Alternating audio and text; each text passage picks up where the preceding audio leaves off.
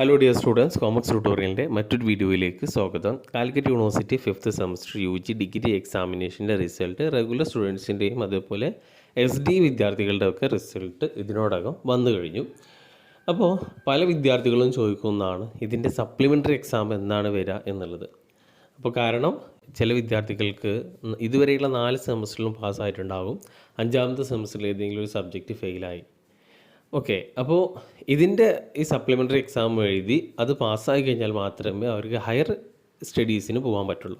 സാധാരണ 5th സെമസ്റ്ററിൻ്റെ exam നടക്കുന്നത് നവംബറിലാണ്. Okay, അപ്പോൾ അതിൻ്റെ ഒക്ടോബർ നവംബറിലായിട്ട് അതിൻ്റെ ഒരു നോട്ടിഫിക്കേഷൻ വരും. അപ്പോഴാണ് അതിൻ്റെ രജിസ്ട്രേഷൻ ചെയ്യേണ്ടി വരിക. അപ്പോൾ 5th സെമസ്റ്റർ സപ്ലിമെൻ്ററി എക്സാം ഇനി നടക്കാൻ പോകുന്നത് നവംബറിലാകും. ഓക്കെ, ഇപ്പം നവംബറിൽ എക്സാം നടന്നു കഴിഞ്ഞാൽ ഏകദേശം ഈ ഒരു മാർച്ചിലൊക്കെ അല്ലെങ്കിൽ ഫെബ്രുവരിയിലൊക്കെയാണ് എൻ്റെ റിസൾട്ട് വരിക. നോർമലി 5th സെമസ്റ്ററിൽ പേപ്പർ ബാക്ക് വന്നു കഴിഞ്ഞാൽ സപ്ലി വന്നു കഴിഞ്ഞാൽ ഒരു വർഷം നിങ്ങൾക്ക് മിസ്സാകും. അപ്പോൾ എക്സാം വരിക നവംബറിലാകും. അതിൻ്റെ മുമ്പ് ഇപ്പോൾ റിവാല്യൂഷന് കൊടുക്കുകയാണെന്നുണ്ടെങ്കിൽ റിവാല്യൂഷന് കൊടുക്കാനുള്ള ഡേറ്റാണ് ഇപ്പോൾ.